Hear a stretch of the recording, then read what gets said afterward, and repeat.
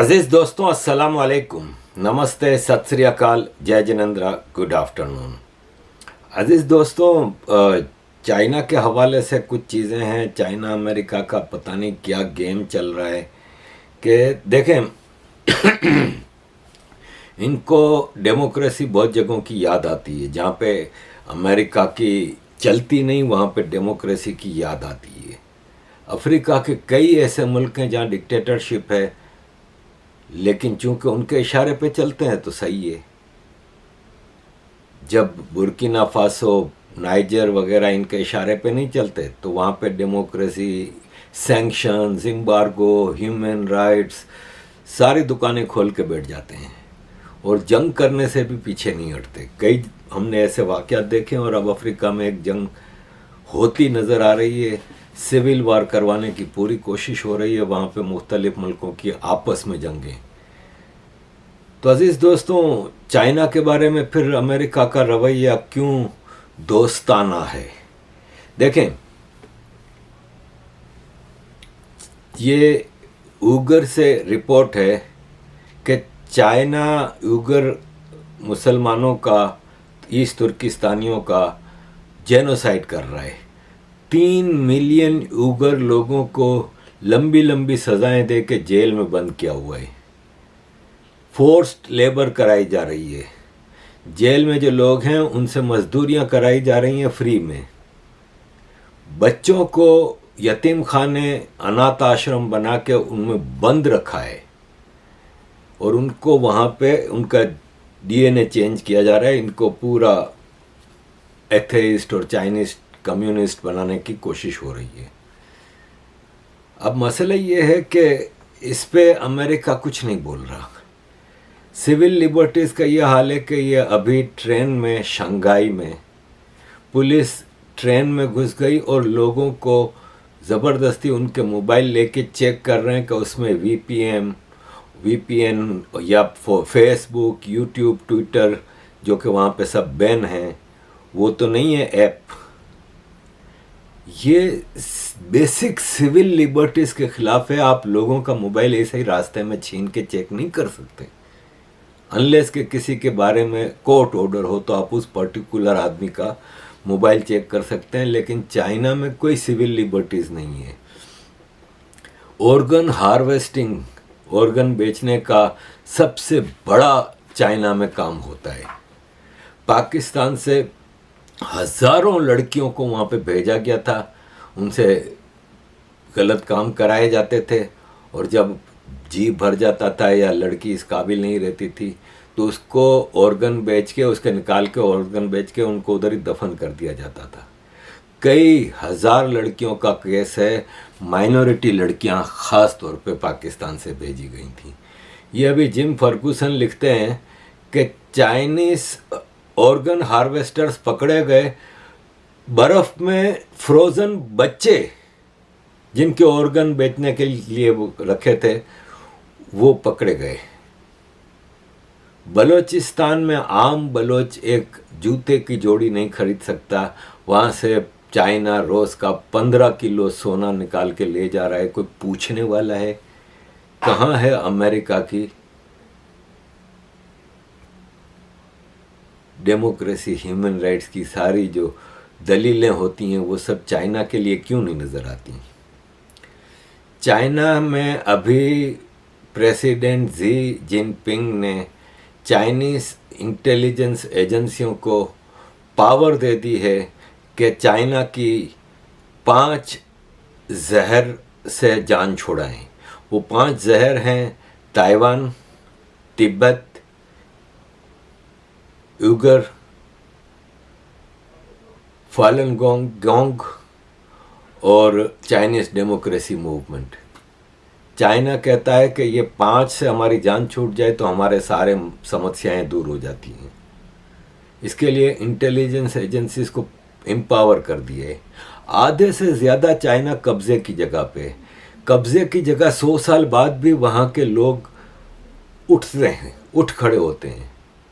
आज उसको कुर्दिस्तानियों को देख लें। ओटोमन एम्पायर टूटे तब भी आज़ाद हुए थे तब से इनके ऊपर किसी थोड़ा इलाका इराक ने कब्जा किया हुआ है, थोड़ा तुर्की ने, थोड़ा ईरान ने, थोड़ा सीरिया ने। ये आज तक चैन से नहीं बैठे, ये उठते ही रहते हैं। 100 साल हो गए, पहली जंग अजीम, फिर दूसरी जंग अजीम, फिर इराक वार, सब में इन्होंने अमेरिका का साथ दिया और नतीजा ये कि अमेरिका झूठे वादे करके फिर पीछे हट जाता था। लेकिन वो आज तक चैन से नहीं बैठे अपनी आज़ादी के लिए। तो आप 100 साल लगा लें, 200 साल लगा लें, एंड ऑफ द डे आपको वहाँ से निकलना पड़ेगा। यही चाइना का हाल है। लेकिन अमेरिका चाइना की मदद कर रहा है। देखें, प्रेसिडेंट ट्रंप के खिलाफ अमेरिकन इस्टेब्लिशमेंट क्यों हुए? प्रेसिडेंट ट्रंप बिल्कुल अलग रास्ते पे चल पड़ा था, जो कि इस्टेब्लिशमेंट को पसंद नहीं था। प्रेसिडेंट ट्रंप अमेरिका को दुनिया भर में जो अमेरिका ने अपनी बदमाशियों की चीज़ें शुरू की हुई थी उससे निकाल रहा था। अब जैसे एक मिसाल है, ईरान के साथ डेमोक्रेटिक पार्टी है ना, जो जिसका ओबामा और अब बाइडन है, ये ईरान के साथ कोई खेल खेल रहे हैं, वही फिक्स्ड मैच वाला। लेकिन ट्रंप ने वो न्यूक्लियर डील ख़त्म करके पाबंदियां लगा दी ईरान पे। इसी तरह चाइना के ऊपर पाबंदियां लगाई इसने, प्रेसिडेंट ट्रंप ने, कुछ ऐसी चीज़ों के ऊपर कि चाइना वो अमेरिका से नहीं ले सकता। इसमें यह था कि आप कोई भी करके एक इंटेलिजेंस की कुछ चीज़ें थीं वो नहीं अमेरिका उनको लेने देगा। चाइनीज़ पुलिस इंस्टीट्यूट के ऊपर ट्रंप ने पाबंदी लगाई थी इन चीज़ों की। अब ब्लिंकन गया था चाइना से मामलात को आगे अच्छा करने के लिए। चाइना ने कहा भाई साहब पहले ये सैंक्शंस हटाओ, ये आपकी ट्रंप के ज़माने में सैंक्शंस लगी थी, ये हटाओ। बाइडन चाइना के साथ मिलकर दुनिया में कोई खेल खेलना चाहता है। यह अमेरिकन इस्टेब्लिशमेंट, बाइडन की तो औकात नहीं है कोई। बाइडन तो कुछ भी नहीं है। बाइडन की तकरीबन 3 साल हो गए इसको प्रेसिडेंट बने हुए, और 3 साल भी अभी पूरे नहीं हुए। इसमें से 365 डेज़ ये छुट्टियों पे था, अमेरिका का प्रेसिडेंट। और बाकी दिन में भी आपको पता है कि इसकी क्या औकात है। मैं इसके ऊपर पूरी एक अलग से वीडियो बना रहा हूँ, इसके बेटे की हरकतें और ये वो। तो अमेरिकन इस्टेब्लिशमेंट इस पपिट को चला रही है जैसे शहबाज शरीफ को आर्मी चला रही है पाकिस्तान में। तो बाइडन एडमिनिस्ट्रेशन चाइना के साथ मिलकर काफ़ी चीज़ों की कोशिश कर रही है। अभी अमेरिका का ब्लिंकन गया, फिर इसके बाद अमेरिका की फाइनेंस मिनिस्टर, ट्रेजरी सेक्रेटरी भी गई और झुक झुक के चाइना के ट्रेजरी सेक्रेटरी से मिली है। और ये इस वक्त चाइना के साथ इतना कुछ कर रहे हैं। मुझे एक बात बताएं कि अमेरिका का एशिया में सबसे बड़ा एजेंट स्लेव सैटेलाइट स्टेट के लिए पाकिस्तान है, पाकिस्तान आर्मी है। तो फिर अमेरिका ने चाइना के साथ पाकिस्तान को इतना घुसने पुसने के लिए कैसे एक्सेप्ट कर लिया? ये सिंपल सा एक ग्रेट गेम है जो कि शुरू की गई है। और देखें, अभी चाइना के वाइस प्रेसिडेंट पाकिस्तान गए थे, वहाँ पे चाइना के कई मिनिस्टर्स उसके साथ आए थे और कुछ एग्रीमेंट साइन हुए। जॉइंट ऑपरेशन कमेटी बनाई गई, एक्सपोर्ट एक्सचेंज मैकेनिज्म बनाया गया, पाकिस्तान से ड्राई चिली की एक्सपोर्ट, कराकरम हाईवे की फिजिबिलिटी फेज़ 2 के लिए तैयार की गई, इंडस्ट्रियल वर्कर्स एक्सचेंज प्रोग्राम पे MOU साइन हुए, strategic Peshawar Karachi railway line की अपग्रेडेशन प्रोजेक्ट। क्या वजह है कि एक डूबते पाकिस्तान में इतना चाइना इन्वॉल्व हो रहा है? फिर चाइना का ये नेशनल कम्युनिस्ट पार्टी की बर्थडे थी, तो कम्युनिस्ट पार्टी के इस बर्थडे में हमारे पाकिस्तान के जो अमीरुल मोमिनीन हैं आसिम मुनीर, उन्होंने एक सेलिब्रेशन पार्टी रखी जिसके वो खुद चीफ गेस्ट थे। उसमें चाइना के डिफेंस अताशी, एम्बेसडर, ये वो सब जमा हुए थे। ये 96th एनिवर्सरी थी PLA की, पीपल्स लिबरेशन आर्मी की फॉर्मेशन की, 96th पीपल्स लिबरेशन आर्मी की फॉर्मेशन की, उसमें दोनों तरफ से एक दूसरे की तारीफ़ें की गई कि हम तो मतलब एक ही माँ के दो बेटे हैं और फलान है और ढुमकान है, ये सब चीज़ें। एक तरफ चाइना से इतना क्लोज वो हो रहा है पाकिस्तान, आईएमएफ ने 1.2 बिलियन की लोन की सैंक्शन दी, वो किस्त दी, तो चाइना ने 4 बिलियन से ज़्यादा की लोन्स रोल ओवर कर दी। फिर सऊदी अरब दे रहा है पैसा, फिर इमारात दे रहा है पैसा, फिर ईरान का फॉरेन मिनिस्टर पहली बार पाकिस्तान में आया। ऑल्दो कि पाकिस्तान ने उसका कोई अच्छा इस्तकबाल नहीं किया कि नॉर्मली फॉरेन मिनिस्टर आया है तो एयरपोर्ट पे अगर बिलावल नहीं जा सकता तो वो हिना रब्बानी खर भी तो बैठी है ना, स्टेट मिनिस्टर है फॉरेन अफेयर्स की, ऐसे ही किसी को भेज दिया एयरपोर्ट पे रिसीव करने के लिए। फिर बाद में इनकी कुछ एग्रीमेंट्स हुए, कुछ चीज़ें हुई, 5 बिलियन तक ईरान पाकिस्तान ट्रेड को ले जाने की बात हुई। ईरान पे तो सैंक्शंस है, अमेरिका कैसे अलाउ कर रहा है पाकिस्तान को ईरान से ट्रेड करने की। फिर जो स्मगलिंग हो रही है, मतलब भारत में छोटा सा कुछ होता है तो पूरा अमेरिका का think tank, media, government bodies सारी शुरू हो जाती हैं। इतना बड़ा पेट्रोल का स्मगलिंग हो रहा है ईरान से पाकिस्तान, उस पर अमेरिका कुछ नहीं बोल रहा। आप क्या समझते हैं, ईरान के फॉरेन मिनिस्टर और बिलावल भुट्टो की जो मीटिंग हुई थी, इसमें इस पे बात नहीं हुई होगी?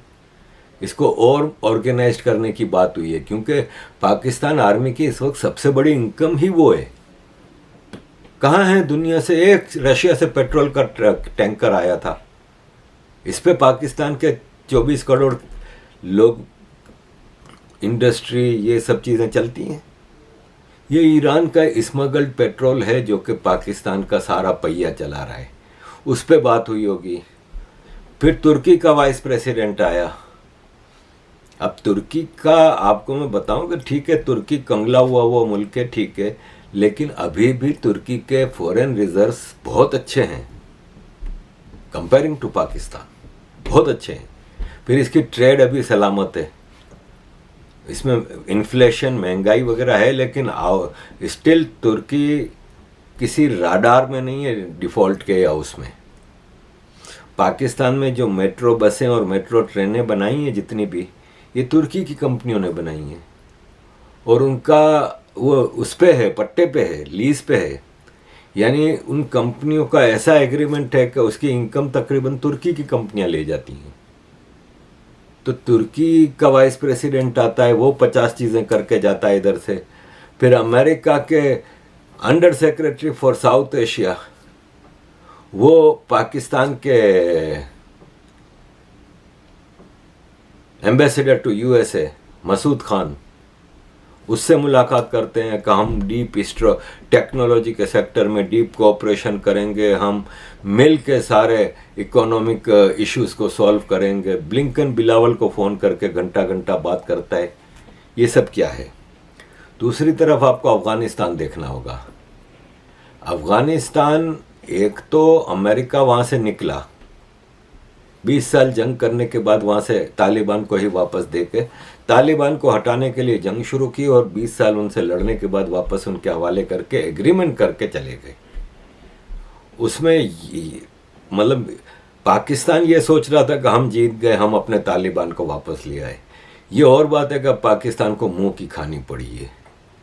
लेकिन अमेरिका की क्या इसमें पॉलिसी थी? एक तो पाकिस्तान को चेक में रखना कि तालिबान तो पाकिस्तान का बाजा बजाएंगे, तो चलो अच्छा है, पाकिस्तान प्रेशर में रहेगा। दूसरी तरफ अमेरिका तालिबान को, मतलब अगेन जो चाइना के हाल हैं ह्यूमन राइट्स के अफगानिस्तान के, इससे बुरे हैं। औरतों के हवाले से तो बात ही नहीं करो ना, इतने मसले हैं। औरतों का तो कुछ है ही नहीं, औरतों को तो बिल्कुल घरों में बंद करके रखा हुआ है। औरतों का काम सिर्फ ये है कि अपने मर्द की गुलामी करना, खिदमत करना, उसको हर किस्म की सहूलत किचन में, बिस्तर में और हर जगह पहुंचानी है। औरतों के तो राइट्स का तो आप बोले ही नहीं। मर्दों के कौन से राइट्स हैं? ना म्यूजिक सुन सकता है, ना कोई ऐसा काम कर सकता है जो इनकी शरिया के खिलाफ हो। कोई पॉलिटिकल, कोई सिविल लिबर्टीज नहीं है। फिर फ्रीडम ऑफ स्पीच नहीं है। वही जो चाइना के हिसाब किताब है वही अफगानिस्तान में। क्यों अमेरिका नहीं बोल रहा? उस वक्त तो जंग पूरी नेटो लेके आ गया था। आज क्यों नहीं बोल रहा? आज तो इनसे मुज़ाकरात हो रहे हैं। देखें, अमेरिका के हाई लेवल डेलीगेशन और अफगानिस्तान के हाई लेवल डेलीगेशन की अभी इस हफ्ते मीटिंग हुई है कतर में, दोहा में, और वहाँ पे डिस्कशंस हुई हैं जिसमें अफ़गानिस्तान के फॉरेन मिनिस्टर ने डिमांड रखी कि हमारे जो आपने एसेट्स फ्रीज़ किए हुए हैं वो रिलीज़ करें। यूरोपियन और अमेरिकन डेलीगेशंस के साथ एक जॉइंट मीटिंग भी हुई जिसमें Spain, south Korea, Holland, Italy, Australia, Canada और अमेरिका और इंग्लैंड, इनके डेलीगेशन मौजूद थे। और उसमें तालिबानी लोगों ने अपनी बैंकिंग के सेक्टर में अपनी पॉलिसीज़ पेश की। हाफिज़ ज़िया जो banking operations market general manager, Mohammad Sami, ये सब मौजूद थे। अफ़गानिस्तान के फॉरेन मिनिस्टर अमीर ख़ान मुत्तकी ने डेलीगेशन को बताया कि अफ़गानिस्तान में ये डेवलपमेंट वर्क हो रहे हैं। अफ़गानिस्तान में चाइना इस हद तक इन्वेस्टमेंट कर रहा है माइनिंग सेक्टर्स में, पेट्रोल निकाल रहा है वहाँ से, लिथियम निकाल रहा है वहाँ से। कितने, मतलब ये दोनों क्लोज कंट्री हैं, इनकी खबरें ज़्यादा बाहर नहीं आती चाइना और अफ़गानिस्तान की। वो पूरा एक रीजन में एक समझ नहीं आ रही कि अमेरिका की चाइना, अफ़गानिस्तान, पाकिस्तान के हवाले से क्या पॉलिसी है। इसमें हमें ये ज़रूर देखना होगा कि इंडिया को फ़िक्रमंदी से ये चीज़ें देखनी पड़ेंगी, क्योंकि चाइना इंडिया के सर पे बैठा हुआ है, बॉर्डर लंबा चौड़ा मिलता है। पाकिस्तान बगल में बैठा हुआ है, लंबा चौड़ा बॉर्डर मिलता है। अफ़गानिस्तान से वाया गिलगित बल्तिस्तान भारत का बॉर्डर है, लेकिन गिलगित बल्तिस्तान तो पाकिस्तान के कब्ज़े में।